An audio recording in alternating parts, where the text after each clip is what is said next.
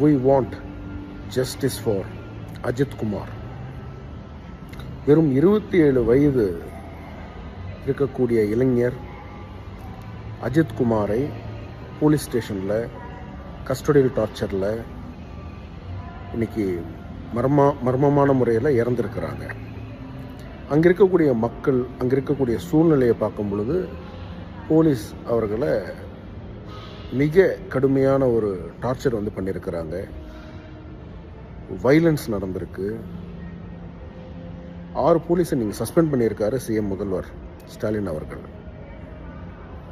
இது தொடர்ந்து தமிழகத்தில் நடந்துட்டுருக்கு.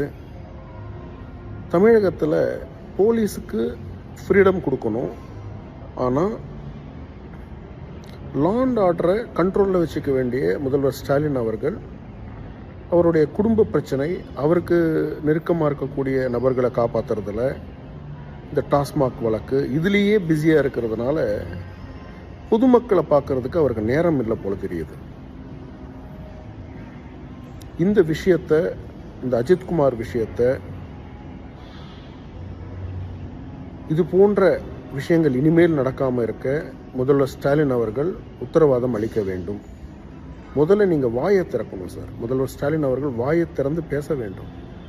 இந்த கஸ்டோடியல் டெத்து இதுக்கு முன்னாடி நடக்கும் பொழுதெல்லாம் இந்த வாயை இங்கிருந்து இது வரைக்கும் ஓப்பன் பண்ணி பேசின நடிகர்கள்,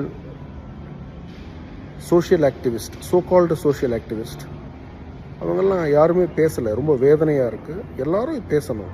எல்லாரும் மனிதர்கள் தான். இது போன்ற தவறுகள், ஹியூமன் ரைட்ஸ் வயலேஷன் தமிழ்நாட்டில் நடக்கிறது ரொம்ப மனசுக்கு கஷ்டமாக இருக்குது. இனிமேல் இந்த மாதிரி நடக்காமல் இருக்கணும். நடந்ததுக்கு நீதி வேண்டும். We want justice for Ajith Kumar.